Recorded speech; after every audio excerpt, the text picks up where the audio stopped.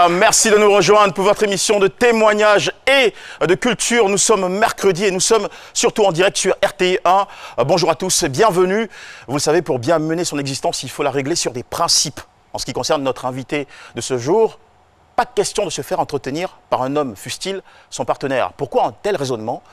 C'est tout un récit de vie particulier que nous allons découvrir ensemble. Bienvenue à tous avec toujours la chaleur du public de cette émission.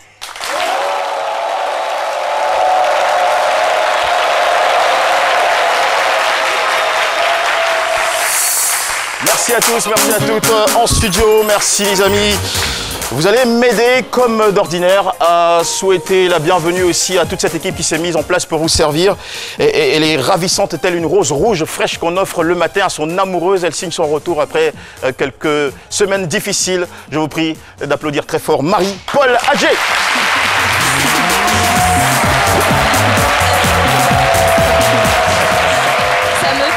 Jean-Michel, merci infiniment. D'ailleurs, j'adore la couleur que vous avez mise aujourd'hui. Je suis tout flatté. Ça vous va très bien. C'est la couleur de la royauté. Oula. C'est un savoureux mélange entre le bleu et le rouge et ça vous va à ravir. Bah voilà que je commence à pousser des gels. Bonjour à tous. Pétillante à souhait, telle la comtesse de Richmond, c'est le nom qu'elle emprunte à sa tenue spécifique et tout en lumière qu'elle arbore aujourd'hui. Cassandra. Merci Jean-Michel. La comtesse de Richmond. Voilà. La comtesse de Richmond. Merci beaucoup. Voilà, on vous embrasse très fort, Cassandra. Et oui, lui, il n'y a pas que sa voix qui est recherchée pour des campagnes publicitaires. Il y a aussi sa bogossitude, parce que quand il est à l'antenne, écoutez, ça envoie, ça jette de la lumière. Le côté grisonnant, vous voyez de quoi je veux parler. Bogossitude assumée, mon cher doyen Néba. Merci, merci, merci. Merci Jean-Michel.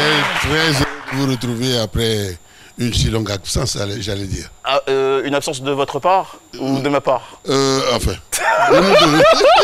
De nous deux, puisqu'on ne sait pas trop. C'est vrai, il commence à se réveiller. Le réveil était difficile. Non, c'est juste que vous n'êtes pas habitué à me voir présenter le mercredi. Donc vous avez le sentiment qu'il y avait une absence. Et c'est pourtant pas le cas. C'était chassé croisé. Tout à fait. Caroline étant empêchée. D'accord. Allez, lui, c'est un peu comme le directeur des relations publiques de cette émission, puisqu'il est toujours en contact avec les internautes, avec l'extérieur.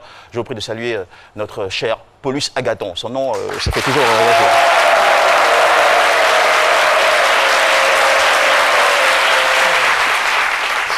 Cette émission ne serait pas complète sans lui. Difficile de le définir parce qu'il change à chaque émission. Il nous surprend toujours et on l'aime tel qu'il est. Docteur Philo.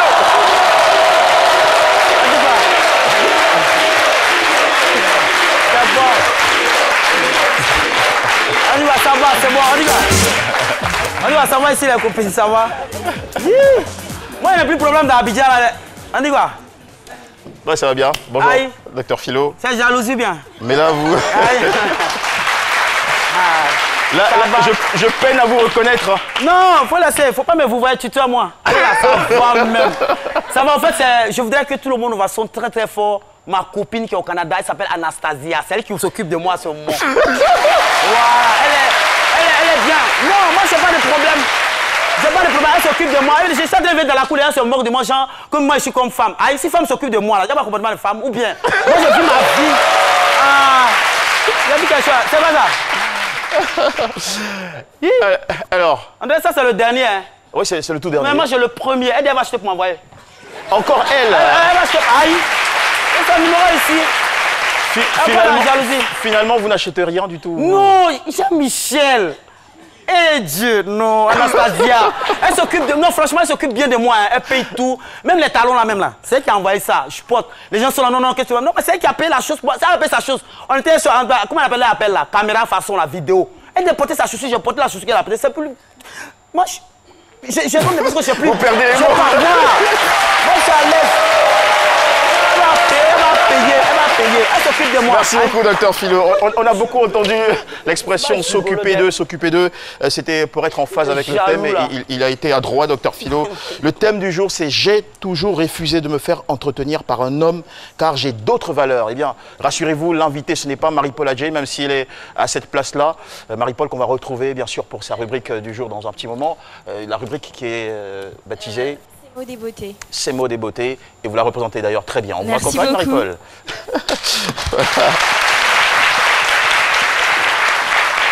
Nous allons recevoir notre invité dans un petit moment, mais avant, mesdames et messieurs, voici sans tarder l'accueil que nous réservons d'ordinaire à nos chers guests, tous debout, avec les applaudissements pour faire entrer ici Mademoiselle Seka Daniel.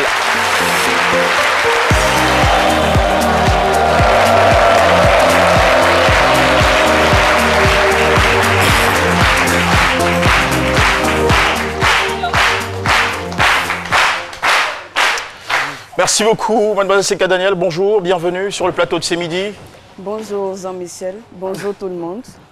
Et voilà. Alors, avant d'aller plus loin dans l'échange avec vous, nous allons tout de suite essayer d'en apprendre un peu plus sur votre histoire, votre profil. Et ça se fait tellement bien dans les images qui suivent. Sur le plateau de C'est Midi, nous recevons aujourd'hui une femme de valeur. Danielle Seka est une jeune écrivaine ivoirienne âgée de 27 ans. Benjamine, d'une famille de 5 enfants, elle est titulaire d'un master en management des organisations, d'un BTS en finance comptabilité et gestion d'entreprise et d'un baccalauréat série C. Elle travaille pendant 12 mois comme commerciale dans l'assurance et dans le domaine de l'immobilier. Depuis 2018, Danielle Seka évolue dans le domaine bancaire à un poste de consultante organisation et qualité.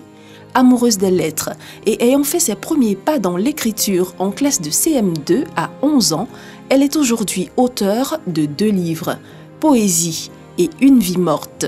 Danielle Seka a une personnalité bien trempée. Elle nous confie qu'elle a toujours refusé de se faire entretenir par un homme. Recevons-la sur le plateau de C'est Midi pour tous les détails. Et voilà, c'était un portrait rédigé par Marie-Ange Eumiem et lu par Nafi Touré, cette agréable voix dont vous avez pu voilà, avoir du plaisir tout à l'heure. Bien, cher invité, vous connaissez, j'imagine, de loin la tradition de cette émission. Il y a toujours le regard de notre humoriste en place, Dr Philo, sur le thème du jour, thème qui résume un peu votre conviction et disons, votre histoire. Dr Philo, Oui. êtes-vous ready? P. Here we go. Go away. Le thème du jour, selon Dr Philo. Merci beaucoup Jean-Michel. Franchement, je vous félicite pour cela. Hein. Voilà, vous refusez de vous faire entretenir par un homme. Je dirais que c'est un refus catégorique, miné, bien entendu, de valeur cardinale. Voilà, c'est très très philosophique. Vous ne pouvez Miné de valeur cardinale. De valeur cardinale. Mais c'est ça, c'est ce qu'on dit à nos jeunes sœurs. Oui. Normalement, Miné. les valeurs ne devraient pas miner. Miner, oui, quand on dit Elles miner doivent là. peut-être enrichir. Bon, quand on dit miner, vous pensez que c'est bon, beau là. Non, non, non, non. Même si c'est de la mine dont vous parlez, c'est une mine, c'est une bombe qui, je sais pas comment il faut dire. Non, Je dites-le, vous en dites-le. prie.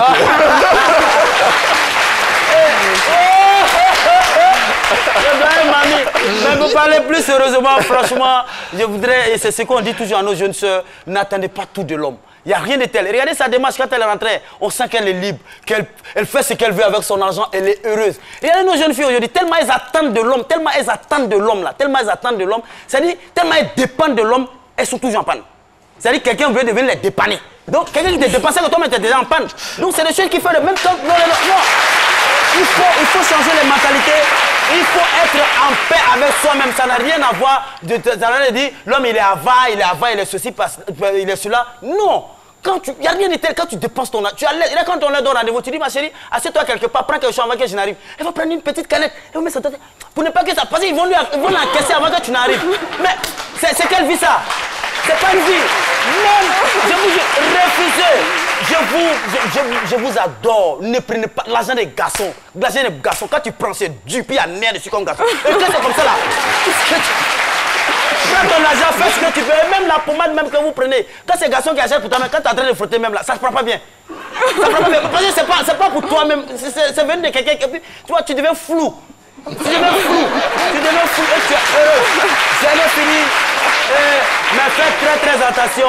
C'est vrai que quand vous dépendez de vous-même, quand vous êtes dépendant, faites très attention aux femmes qui sont très dépassées. Souvent, elles donnent de la voix. C'est ce que je déplore. Une fois, souvent, qui fait tout dans la maison. Qu'est-ce que vous entendez par donner de la voix? Non. Ça dit souvent, même quand son mari lui parle un peu doucement, il dit, ah, donne-moi ça, est-ce que tu peux payer la facture? C'est quelle facture tu veux que je paye? Ah, tout le monde va savoir.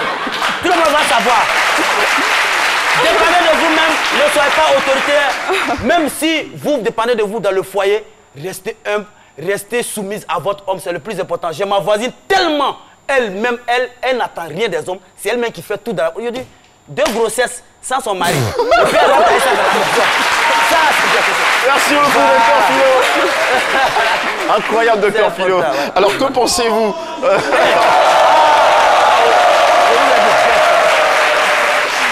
Alors, que pensez-vous des personnes qui se font entretenir, quand je dis personnes, bon, enfin, c'est ouvert, des personnes qui se font entretenir dans une relation? C'est la question que vous a adressée notre cher Chris Pattern-Assemian, le roi du Chocobi.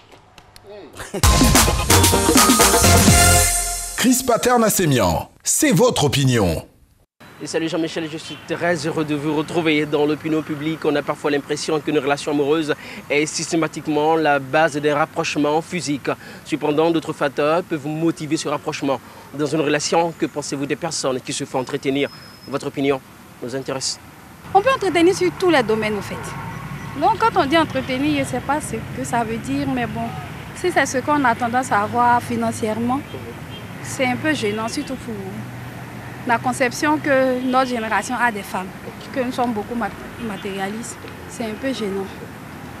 Du coup, c'est mieux que chacun fasse de son mieux pour s'assumer. Mais aussi, moi je me dis, dans une relation, il y a aussi l'entretien. Dans une relation amoureuse, un homme ne doit pas se faire entretenir.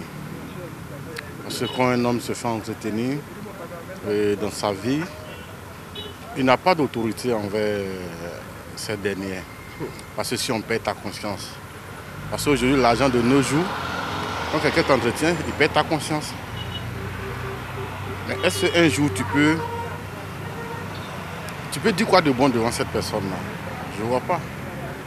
Parce qu'il t'entretient, il te nourrit, il te blanchit. Quelle est ton importance? Il y a des gens qui aiment se faire entretenir parce qu'ils ne veulent pas travailler. Par contre, il y a des femmes qui aiment se battre pour avoir ce qu'elles veulent. Si je l'aime vraiment et qu'il m'aime vraiment, je peux. On va partager mon salaire, mais il n'y a pas tout lui donner. Il n'y a pas tout lui donner. On doit lui donner moitié-moitié. Je lui donne moitié. Et c'est une évidence, en amont, il est difficile de cerner les limites entre le vice et la vertu. J'espère que vous saurez nous orienter. Jean-Michel, à vous le studio.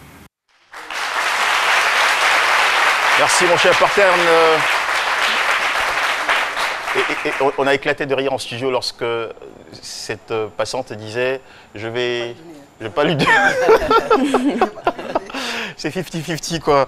Et voilà. Chacun son opinion sur cette question. Et ce qui nous importe aujourd'hui et pour la circonstance, c'est celle de notre invité témoin. Nous allons creuser à travers toute une série de questions.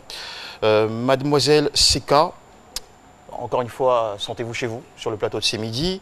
Et première question, première interrogation, dans quelle ambiance familiale avez-vous baigné enfant?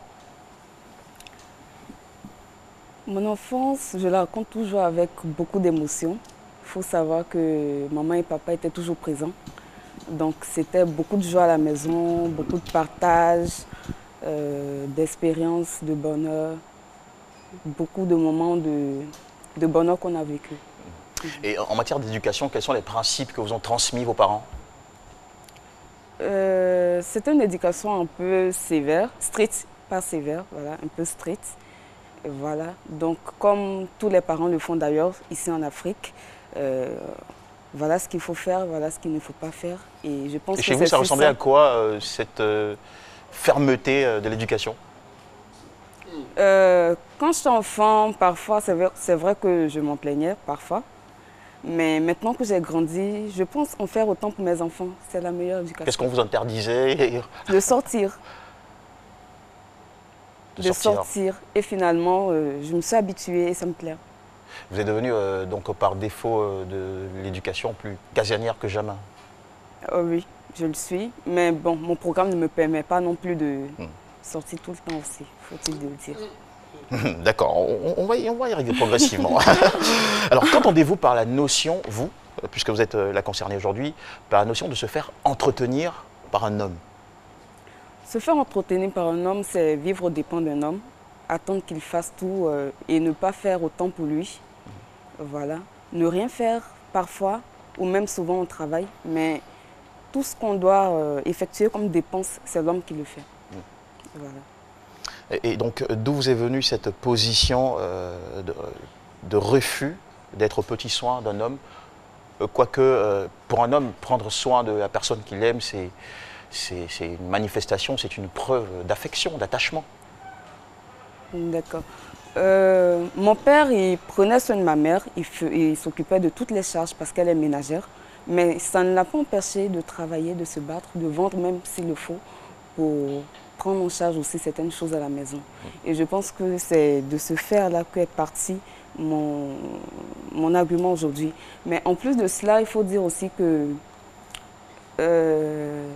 sur les réseaux sociaux, par exemple, ou même dans la vie, on a pu constater les hommes se plaindre. Et parfois, j'ai trouvé qu'ils avaient raison quand même. Quand vous dites que les hommes se plaignent sur les réseaux sociaux, soyez plus précise. Ils se plaignent de quoi et comment, avec quels termes? Souvent avec des propos qui blessent, voilà. Et tout le temps, les femmes sont matérialistes, les femmes attendent toujours tout des hommes. Et voilà, ils ont quand même raison parfois, selon moi. Ils ont raison, oui. Dites-nous pourquoi les hommes ont raison de dire ça, ceux qui occupent, ceux qui partagent ou qui prennent cette position. Aujourd'hui, il faut dire que la femme travaille, contrairement à la maman d'avant, qui n'avait pas forcément de boulot. Aujourd'hui, les femmes ont la possibilité d'étudier comme les hommes, de travailler, et la vie devient de plus en plus chère.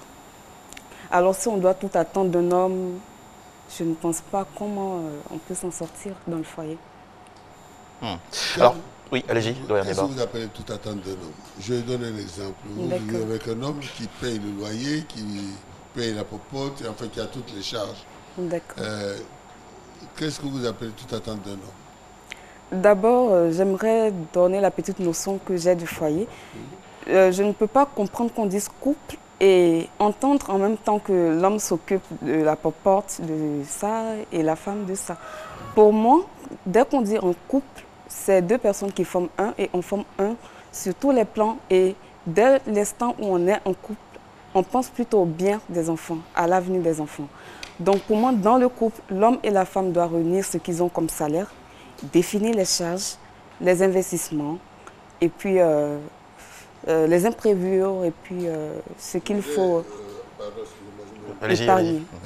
Supposez, vous avez des besoins personnels en dehors des besoins du couple. Vous êtes d'une famille, vous avez des frères, des neveux, Alors, si vous mettez tout ensemble, comment vous gérez cela?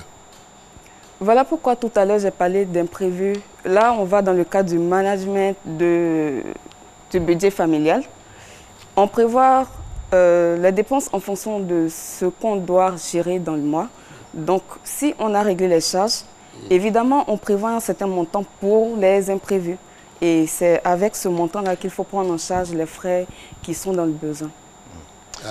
D'accord. Alors, pour vous, une femme qui vit au petit soin, ou bien qui est au petit soin de son partenaire, c'est une chose condamnable, honteuse?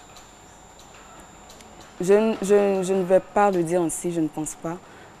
On est né pour vivre, et vivre, pour moi, c'est tenter de trouver le bonheur. Et ce bonheur-là, chacun le trouve selon sa manière de vivre.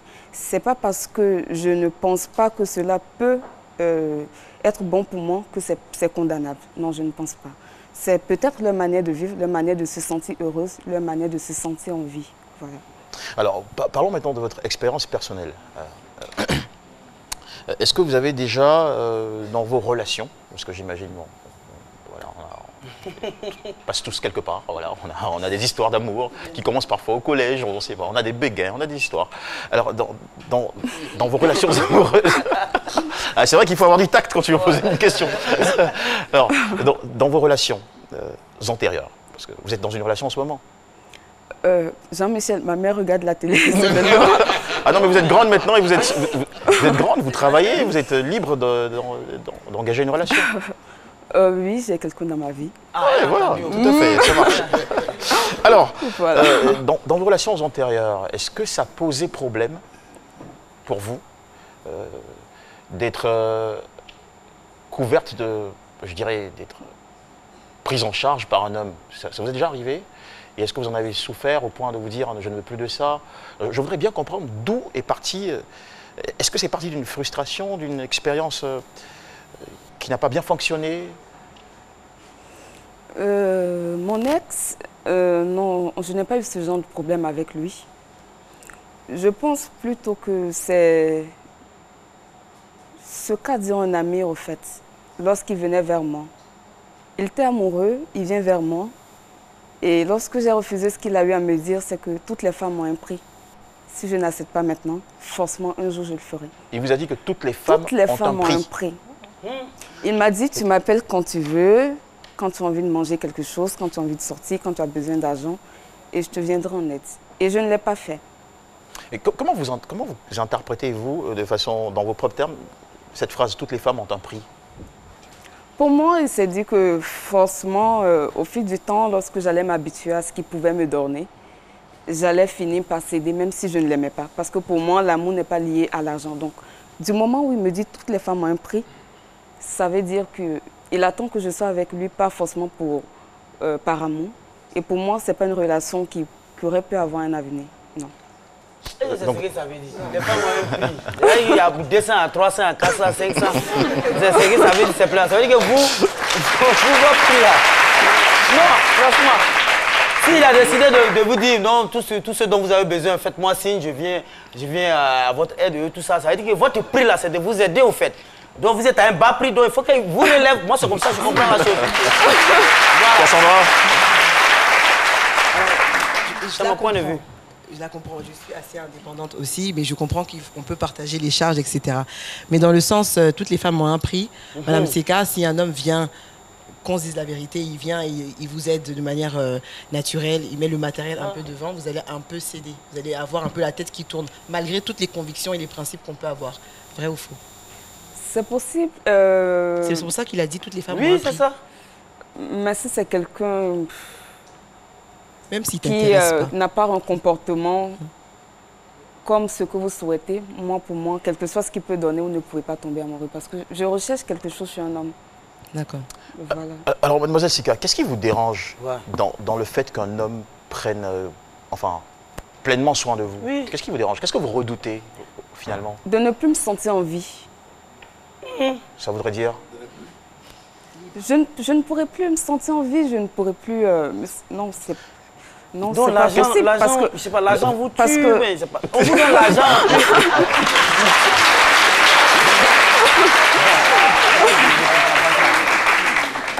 Il pourrait me tuer en quelque sorte, si vous le voulez. Ouais. Parce que là, il pourrait m'empêcher peut-être parfois d'exprimer mes ressentis. Voilà. Et c'est de ça que j'ai peur. Au contraire, quand on est très heureux, quand on est comblé, on s'épanouit. Oui. Pourquoi ce n'est pas le cas chez vous? Vous estimez que quelqu'un, enfin un partenaire qui prend largement soin de vous, énormément soin de vous, est en train de vous empêcher d'être vous-même? Et mon argent, qu'est-ce que j'en fais finalement? Ah, vous économisez? Vous faites quoi finalement? C'est tout, vous économisez l'argent. Pour moi, quand on est en couple, hein, il faut qu'on échange. Échange d'amour, mais échange aussi... bon, échange même, c'est un peu trop dit parce que déjà, quand je parle de couple, je vois deux personnes qui réunissent le salaire. Mais quand on n'est pas encore marié, on peut parler d'échange. Voilà. Donc, échange aussi de moyens financiers. Il a besoin d'aide. Aujourd'hui, vous l'aidez. Demain, c'est lui qui vous aide. On n'attend pas toujours que lui fasse tout. Pourquoi? Ah, donc, par exemple, en ce moment, est-ce que vous vivez en couple en ce moment? Est-ce que vous vivez dans la même maison que votre partenaire? Non. Non? Ok. Il est où? D'accord. Et c'est le voisin qui veut tout savoir. Alors, vous ne vivez pas dans la même maison que votre partenaire? Ok. Alors, c'est-à-dire que si votre partenaire vous s'occupe de votre loyer, il vous donne de l'argent de poche chaque fin de mois, il en fait un peu trop, à votre goût? Ah, elle est bloquée. Non. Il me donne de l'argent pour chaque mois. Alors, mais s'il le fait, et que j'en ai vraiment besoin, je peux l'accepter. Mais en retour, je ferai aussi pareil pour lui, pas forcément en prenant en charge son loyer. Oui. D'accord, tout sauf mon respect. Alors, je vais encore rappeler, relancer ma question. Votre partenaire, qui vous aime beaucoup, qui veut vous soulager, parce que aimer, c'est aussi ça, c'est soulager l'autre, c'est le rendre heureux, tant qu'à faire, vous paye le loyer, vous donne de l'argent de poche, s'occupe de vos factures. Est-ce que vous estimez qu'il en fait trop, au point de vous étouffer? Il peut prendre en charge certaines dépenses, mais partout. Et je n'attends pas ça de lui, au fait. Ce n'est pas conditionné à l'amour que je peux ressentir pour lui. Et je n'attends même pas ça. Mais s'il le fait, je peux l'accepter, mais pas qu'il prenne tout en charge, non. Non, ce n'est pas tout, c'est juste le loyer, l'argent de poche. L'argent de poche, pourquoi l'argent de poche?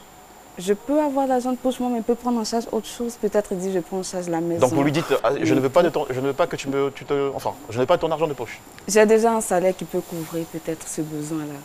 Voilà. D'accord. J'ai une question. Attends, non, j'ai une question. Elle n'est pas du tout drôle. Cette question n'est pas du tout drôle. Alors, est-ce que quelque part, vous n'êtes pas un griffe égoïste, égocentrique? Parce que l'homme, quelque part, il se sent homme lorsqu'il donne, lorsqu'il s'occupe de sa patrie. Est-ce que vous ne pensez pas à vous-même seulement, c'est-à-dire vous seul, au risque de me répéter, vous-même seulement. Vous pensez à vous seulement, vous, et personne d'autre. Alors que l'homme, il se sent homme quand il s'occupe d'une femme. L'homme n'a pas besoin de s'occuper d'une femme en prenant en charge toutes ses dépenses. Votre émission, moi, je parle pas des trucs comme ça. Bon voilà, je pense que c'est normal qu'il soit un peu frustré parce que l'idée n'est pas de vous convaincre de changer d'opinion. Nous, on vous écoute pour mieux vous comprendre et on sait que votre avis est partagé aussi par des millions de personnes. Voilà, parce que dans notre société, la question de Philo, c'était est-ce que vous n'avez pas cette position peut-être par ego? Voilà. Je pense que c'est un besoin d'abord. Par fierté. Pas forcément par fierté. Peut-être qu'il y a un peu de fierté, mais pas forcément pour ça. C'est un besoin. L'homme, pour moi, c'est quelqu'un qui a besoin aussi d'attention. Pourquoi c'est lui qui doit toujours donner? Il donne, il faut prendre soin de lui aussi. Alors, quelles sont les valeurs qui justifient votre position? Qu'est-ce que vous voulez défendre en gardant cette position je ne veux pas me faire entretenir par un homme? Moi, je veux juste me sentir heureuse de vivre. Et je me sens heureuse en restant dans cette position-là. Et j'ai besoin de rendre heureux l'homme qui va partager ma vie. D'accord, c'est bien compris. Oui, vous allez conserver votre question, Doyen Neba, ne la perdez surtout pas. Nous allons prendre quelques réactions de nos chers internautes à travers Paulus Agathon qui s'en charge. Merci Jean-Michel. On va prendre une série de 3 messages. Nous avons d'abord le prince Kaiser. Il dit « Ah, c'est un très bon sujet aujourd'hui, hein, surtout que de nos jours, les filles ne font qu'attendre tout de leurs copains. Souvent même pour acheter une boîte d'allumettes, c'est l'homme. Franchement, c'est trop compliqué. » Issa Diallo, il dit « Si toutes les femmes pouvaient faire comme toi, vraiment, notre argent allait avoir longue vie, hein, mais malheureusement, ici, ce n'est pas le cas. » On a ensuite le message de journaliste amateur, c'est son nom de profil. Il dit « Je salue ce fait de vouloir et pouvoir se prendre en charge soi-même chez les femmes. Par contre, est-ce que le fait de l'affirmer et surtout le revendiquer, si je puis le dire ainsi, ne vous éloigne pas de certaines opportunités? En termes de relations, par exemple, certains hommes ont peur des femmes qui s'affirment beaucoup parce qu'ils se demandent ce qu'ils peuvent leur apporter. » Et voilà une question très pertinente à laquelle vous répondez maintenant. L'homme, il peut être freiné, par exemple, parce qu'il peut se dire c'est une femme certainement qui va passer son temps à me blesser, à montrer qu'elle a une position aussi dans le foyer. Je ne pense pas qu'avoir cet avis-là fait de moi une femme qui veut être autoritaire dans le foyer ou autre. Non, je ne pense pas. Et l'homme qui a peur de moi pour ça, c'est qu'il ne m'aime pas. Un homme, quand il m'aime, il n'a pas peur de braver n'importe quel obstacle pour avoir ce qu'il faut. Vous aviez votre question, Doyen Neba? Ma question, je voulais dire que... Et l'inverse. Supposez que vous soyez marié à quelqu'un qui vous aime. Vous avez vécu longtemps, il perd son emploi, ça dure, et à un moment donné, vous devez vous occuper de lui. Ça ne me gêne pas de le faire. Parce que et si ça doit durer 5 ans? Si ça doit durer 5 ans, non, je ne pense pas que ça va durer 5 ans. Si ça dure 5 ans. Oui, il peut ne pas avoir de l'emploi pendant ces 5 ans, mais je vais trouver un moyen de mettre en place un projet qu'il va gérer pour que je le sente homme. Ah, mais voilà. Vous voulez le sentir homme alors que vous voulez un peu sa place. Vous ne voulez pas qu'il fasse un peu tout. Je ne veux pas qu'il fasse tout, mais ça ne veut pas dire que je dois tout faire pour lui aussi. Voilà. J'ai besoin d'un homme qui sera, qui pourra aussi prendre des engagements dans le foyer. Voilà. Donc, s'il n'a plus de salaire, s'il n'a plus d'emploi, je peux lui venir en aide pendant un moment. Mais après, il faut créer une solution, il faut mettre en place un projet pour qu'il puisse entreprendre. Voilà. D'accord, vous allez l'aider à... Sinon, au final, oui, au final, lui-même, il ne va plus se sentir à l'aise. Et après, c'est un homme quand même. Il va se sentir frustré par moments et ça va créer des disputes dans le foyer. D'accord. Donc l'idée pour vous, c'est dans cette période-là de l'aider à monter un business pour pouvoir s'assumer. C'est ça. Voilà, très très bonne idée aussi. Voilà. Donc pour parler business, nous allons tout de suite nous rendre direct vers la pub. Vous savez, c'est du flux qui circule. A tout de suite sur RTI 1. Les premiers gestes du matin sont essentiels pour bien démarrer la journée. L'eau minérale naturelle Assini participe à votre équilibre et vous maintient en pleine forme. Assini fait partie de vos moments de partage avec vos amis. Assini partage vos instants de complicité en famille. Au sport, au bureau, entre amis ou en famille, l'eau minérale naturelle Assini est présente et partage vos instants de vie. Un produit NBC. Ravi de vous retrouver pour la deuxième partie de ce midi sur RTI1. Nous sommes en direct, c'est mercredi et prenez du plaisir en notre compagnie. Danielle Seka est notre invitée. Elle est écrivaine et commerciale dans l'assurance et l'immobilier. Se refuse à tout entretien venant de la part d'un homme. On pourrait peut-être le reformuler en ces termes, mais elle est peut-être, disons, ambassadrice ou elle défend une relation participative. Danielle Seka, mademoiselle, alors comment se passe... Vous êtes en couple en ce moment, voilà. Comment ça se passe dans votre relation avec votre partenaire? Elle dit que sa maman suit l'émission. Exactement. Elle a 27 ans maintenant, on est loin de l'adolescence, ça peut aller, allez-y. Ça se passe super bien. Alors, non, maintenant sur l'échange, le partage de responsabilités, les affections... Je tiens à préciser que mon chéri, il est encore étudiant. Voilà, il est encore étudiant et j'ai pas honte de le dire. Donc, puisque vous travaillez, vous avez un salaire, c'est vous qui prenez soin de lui? Non, pas du tout. Non, pourquoi? On s'aide quand on le peut. Il m'aide souvent aussi. Bien qu'il soit étudiant, quand il peut m'aider, il m'aide. Oui, et quand je peux l'aider, je lui viens en aide aussi. Mais c'est autre question que je le prenne en charge tout le temps. D'accord. Est-ce que vous avez eu dans votre entourage des amis ou des proches qui ont, disons, qui ont peut-être été méprisés pour des questions financières dans la relation sentimentale? Oui, des amis, par exemple, qui ont eu à demander de l'argent à certaines personnes et qui ont eu un retour un peu désagréable. Désagréable parce que ces personnes n'en avaient pas? Ou bien c'est la réponse qui a été désagréable? La réponse. Et à quel point ça vous a choqué? Je n'étais pas vraiment choquée. Ça m'a plutôt fait mal. Voilà, parce que, évidemment, il faut s'attendre à ce genre de choses. Quand on demande, il faut s'attendre souvent à ce genre de réaction. Voilà. Mais ça m'a quand même fait mal que souvent des hommes parlent ainsi à des femmes pour quelques billets. D'accord. J'aurais bien aimé prendre quelques avis dans le public très rapidement. Voilà. Cassandra, avec vous, voilà. On va essayer d'interroger vite fait quelques personnes dans le public. Quelqu'un a envie de donner son opinion sur...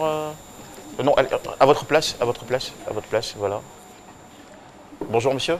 Bonjour monsieur. Vous êtes monsieur? Monsieur Fadiga Aboubakar. Monsieur Fadiga Aboubakar. Oui. Alors, qu'en pensez-vous? Une femme qui refuse de se faire entretenir par son partenaire, c'est une bonne affaire? Non, moi je dirais tout simplement que ce n'est pas une bonne affaire.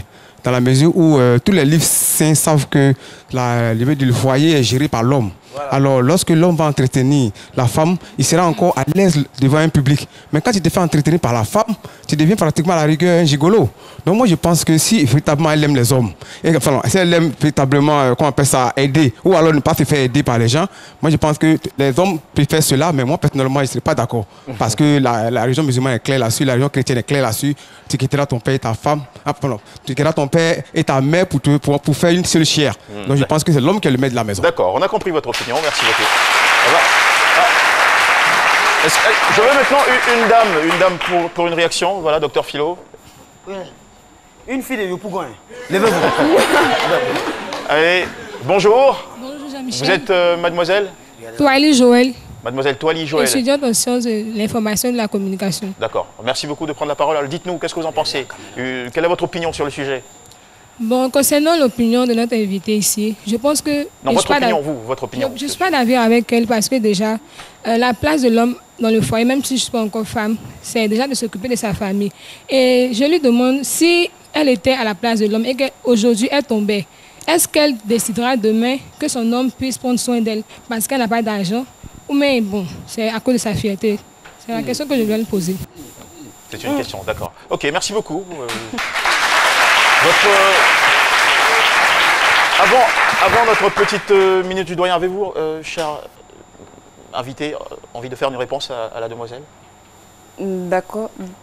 Bon, comme ça vous avez demandé, sinon j'aurais d'abord intervenu. J'ai eu l'impression que les gens ne m'ont pas vraiment compris. Je n'ai jamais dit que la femme doit dominer ou être autoritaire ou ne rien accepter de l'homme. Je dis juste qu'il faut que les deux parties participent. Participer, voilà. Exactement. Même si la femme ne doit pas participer à la même hauteur que l'homme, au moins il faut qu'elle participe et ne pas toujours attendre. Il ne faut pas qu'elle soit toujours assistée. Voilà. Et quand on prend l'exemple du livre saint, les livres saints, on dit ça. Dans le temps d'avant, les femmes ne partaient pas à l'école, elles ne travaillaient pas. Aujourd'hui, les femmes vont à l'école, elles font certains métiers que les hommes font. Elles ont de l'argent aussi. Alors, est-ce que les choses n'ont pas quand même changé un peu? Et qu'il ne faut pas réagir en fonction de cela. Voilà. Pour ce que la jeune dame a dit, je suis une femme. Demain, je tombe. Autant que je vais dire que si l'homme, demain, il n'a plus de salaire, je peux l'aider à entreprendre. Si demain, moi, si je n'ai plus de travail, je peux accepter qu'il m'aide, mais pas tout le temps qu'il me donne de l'argent. Je vais lui dire, aide-moi à financer un business pour que je puisse aussi participer au développement du foyer. Voilà qui est clair. Voilà. Ok. Et puis, au sujet des Saintes Écritures, n'oubliez pas qu'il y a des textes comme celui de la femme vertueuse, voilà, qui va gagner son pain de loin, qui est très active et qui participe aussi à l'économie du foyer. N'est-ce pas? Nous sommes là aussi pour ça. Alors, doyen, vous avez regardé avec du sourire parfois notre invité et préparé votre réaction que nous recevons maintenant dans la minute. Votre minute du doyen. Bienvenue Néba, c'est la minute du doyen. L'homme que je suis ne peut qu'être heureux. D'attendre de pareilles choses. Bingo. Oui, parce que effectivement, les temps ont changé. Il y a une époque où les femmes n'avaient pas de revenus, mais aujourd'hui elles en ont. Même si par orgueil, c'est l'orgueil qui fait que l'homme veut toujours dépenser. Moi je le fais. C'est par orgueil. Mais je crois que sa réaction est tout à fait normale. Et il faudrait encourager les femmes qui travaillent, qui ont un revenu, à participer aux dépenses du foyer. Il faudrait encourager les femmes à aller dans ce sens-là. C'est sûrement ça le message de notre invité. Je pense qu'elle a tout à fait raison de ne pas accepter cela. Mais si elle le fait par orgueil, c'est à déplorer. Voilà. Malheureusement.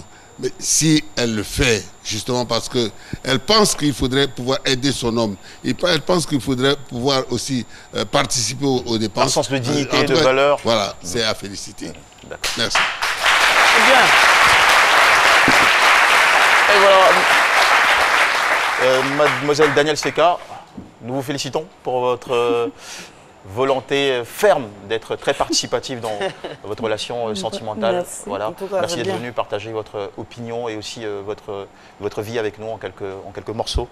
Nous vous souhaitons donc bon vent dans votre activité et surtout aussi plein de succès dans votre relation d'amour. Merci. Voilà, très bonne année. Merci. Avant de partir, je ne vais pas oublier que vous êtes... je m'en voudrais de ne pas mentionner que vous êtes auteur également. À 12 ans, vous avez écrit cet ouvrage Poésie. Et puis, en année de licence en management, vous avez publié Une vie morte, qui est un roman. Quelque chose à voir avec votre vie privée? Non. Non, pas forcément. Non. Mais de belles histoires? Certainement. Oui. La plupart de ceux qui le lisent me font de bons retours, donc je pense que c'est une belle histoire. Voilà. Merci beaucoup pour tous ces univers. Et très très bonne journée à vous, mademoiselle. Merci, ça a été un plaisir. Mesdames et messieurs, la suite de ce midi avec la rubrique que vous découvrez à présent. Cassandra Asamoah, ses livres au choix. Merci Jean-Michel. Alors, on part tout de suite avec mes activités effaçables. Est-ce qu'on peut avoir l'image? Je ne sais pas si j'ai l'image, c'est pas grave. Vos activités effaçables? Non, c'est pour les enfants de 3 à 4 ans. Voilà, c'est pour apprendre de façon ludique et pédagogique aux enfants comment écrire, comment faire des petits dessins, des traits, etc. Et tout est effaçable. Donc, il peut effacer et recommencer. Voilà. C'est dans un cahier? C'est dans un petit livre. Ok, oui. un petit livre. Voilà, je sais pas. Voilà, ça se présente comme ça. Pour les petites sections, 3 à 4 ans. Voilà, aux éditions Bordas. Ok. C'est super hein, pour les enfants. Pour apprendre les graphismes et les chiffres. Voilà.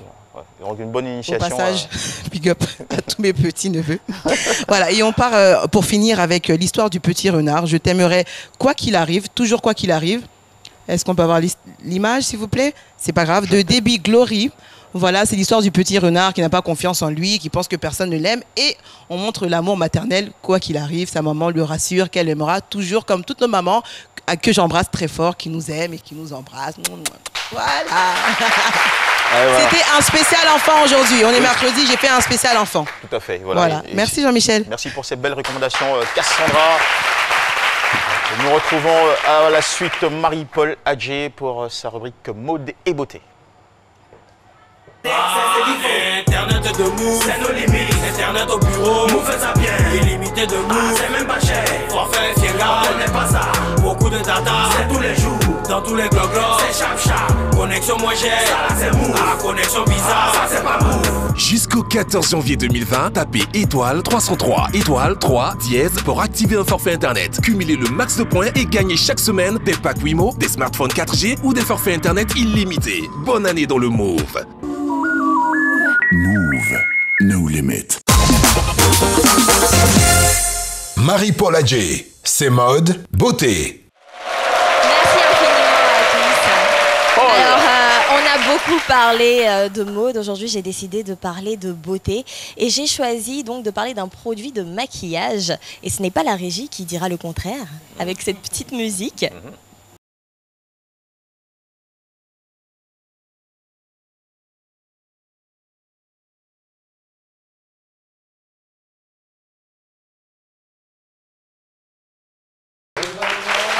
Et oui. Alors on va parler de... Tout à fait. On va parler aujourd'hui donc du eyeliner. Toutes les femmes l'ont dans leur trousse, mais quelle est son histoire? Il faut dire que tout a commencé. Ceux qui ont inventé en fait le eyeliner, ce sont les Mésopotamiens et les Égyptiens. Donc ils ont été les premiers à utiliser le eyeliner. Ils se mettaient à l'époque avec un petit bâton et c'était très populaire. Le eyeliner servait avant à donner plus d'intensité au regard, à protéger les yeux des rayons de soleil, des maladies et à lutter contre le mauvais œil. Oui, donc il est resté très populaire jusqu'à l'effondrement de l'Égypte antique. Le eyeliner va donc après refaire son entrée, revenir à la mode en 1920 avec la découverte du pharaon. Donc de la tombe du pharaon Toutankhamon. J'espère que je dis bien. Et donc il y a ceux qui disent Toutankhamon, mais bon, enfin. Toutankhamon, voilà, ou bien Toutankhamon. On sait de qui vous parlez. Merci beaucoup Jean-Michel. Et donc le jeune roi avec ses yeux cendrés de noir, ça a fait un véritable buzz, ça a fait rêver tout le monde et ça a ramené le eyeliner. En 1960, on a Brigitte Bardot qui revient avec la mode du cat eyes, ce que tout le monde aime, puis les pin-up qui en font leur marque de fabrique. Et jusqu'aujourd'hui, nous l'avons toutes adoptées. C'était essentiel donc de revenir sur cette petite histoire. J'espère que ça vous a plu. Ou sinon, on se retrouve mercredi. Jean-Michel, vous avez quelque chose à dire? Oui, moi, j'ai une petite question. Est-ce que le eyeliner, à quel moment il faut l'utiliser? À tout moment de la journée? Non, pas forcément. En fait, ça dépend. Par exemple, quand vous avez une soirée et que vous voulez vraiment avoir le regard intense, là, j'ai un eyeliner, donc le tracé des yeux.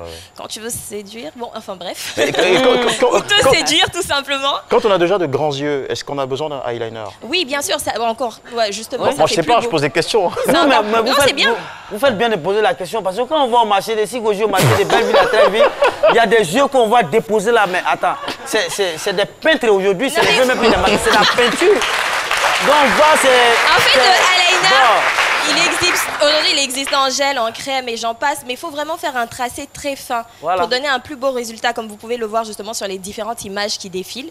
Et donc, c'était, comme je le disais, essentiel d'en parler, de connaître l'histoire auto. Ou sinon, on se retrouve mercredi prochain pour plus d'informations, mode et beauté. Merci beaucoup, Marie-Paul Adjé. Ça va, vous avez repris les talons? Ok, hein? Il n'y a plus de douleur tout... Non, ça va, je vais bien. Les talons aiguilles, c'est un métier, il faut... D'accord, nous avons passé cette émission en compagnie d'un chaleureux public. Je pense qu'on n'a pas d'invité surprise aujourd'hui. Donc, je voudrais signaler qu'avec nous, il y a l'ARST, qui est l'association des ressortissants de la sous-préfecture de Tapéguia, qui a une très bonne nouvelle. C'est les lauréates de la catégorie Solidarité et Intégration de la 3e édition du Grand Prix du TAC ou du TAC 2019, traité d'amitié et de coopération lors du gala de distinction de la COPTAC organisé à Ouagadougou. Voilà. Félicitations à vous. Alors, très rapidement, que signifie ce prix-là et pourquoi vous l'avez obtenu? Tout en restant à votre place, s'il vous plaît, monsieur. Bonjour. Moi, je suis Abialigui Roger. Je suis le président des ressortissants de la sous-préfecture de Tapéguia. Ce prix, nous l'avons obtenu lors de l'édition... Oui, je l'ai bien signalé. Maintenant, qu'est-ce que ça signifie, ce prix?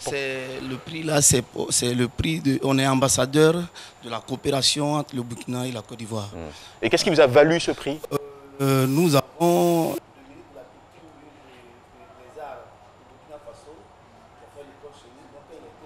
Il est à Tapéguia. Bon, on me signale que votre micro ne passe pas en ce moment. Désolé déjà pour ce petit souci technique. Je connais Tapéguia, c'est un village bêté, il y a assez de sorciers, c'est eux qui sont très le micro. Merci. Ouais, très rapidement. Voilà, je disais que vous avez valu ce prix. Voilà, le prix a fait de nous ambassadeurs de l'amitié et de la coopération entre le Burkina et la Côte d'Ivoire. Parce que on a un frère ami burkinabé qui a fait l'école avec nous et qui est devenu ministre au Burkina Faso, le ministre de la Culture, des Arts et du Tourisme, Sango Abdoul Karim. Et donc, quand il a été nommé, en guise de remerciement, nous l'avons invité chez nous à Tapéguia, on l'a célébré, on lui a donné un nom bêté et on a fait des présents à la République du Burkina Faso. Merci beaucoup, c'est bien, c'est de bons gestes, c'est très positif déjà pour les relations entre nos deux pays et nos deux peuples. Allez, nous allons, pour terminer, pour être complet sur le public, remercier les étudiants de l'université méthodiste de Côte d'Ivoire. Merci d'être là, les amis. Et l'association des ressortissants de la sous-préfecture de Tapéguia dans le département d'Issia. Et l'association Tout le Bafing Debout. L'association Tout le Bafing Debout. Voilà, merci le fan club, c'est midi. Merci beaucoup Cassandra, merci beaucoup ma très chère Marie-Paul Ager, on vous embrasse. Merci à vous, doyen. Philo qui est complètement à terre, on ne sait pas trop pourquoi. Et puis merci à Paulus Agaton, merci à toutes nos équipes techniques en régie, merci à tous nos cadreurs et à vous à la maison surtout pour votre présence chaque jour en suivi de cette émission C'est midi à votre service. On se retrouve demain avec beaucoup de bonheur.